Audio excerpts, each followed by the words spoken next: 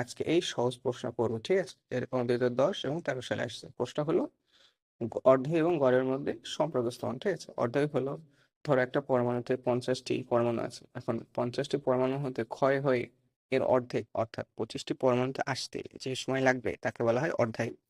এবং গড়ায়ু হলো, ধরো একটা তেজস্ক্রিয় মৌল, সে তার তেজস্ক্রিয়তা হারাতে যে সময় লাগবে তাকে গড়ায়ু বলে, ঠিক আছে? এবং আমরা জানি যে অর্ধায়ু এবং ক্ষয় দ্রব্যের মধ্যে এই হলো সম্পর্ক, ঠিক আছে? এটা হলো অর্ধায়ু এবং ক্ষয় দ্রব্যের মধ্যকার সম্পর্ক, এবং এখানে টাও হলো গড়ায়ু। আর এই 2 নম্বরটা হলো গড়ায়ু এবং ক্ষয় দ্রব্যের মধ্যে সম্পর্ক, ঠিক আছে? এখন আমরা 1 নং এই ল্যামডায় এই টাও এর মানটা বসাই দেবো, ঠিক আছে? তাহলে টাও এর মানটা আমার এখানে উপরে ল্যামডায় বসানোর পর আমাদের নিচে আসবে অন বাই টাও।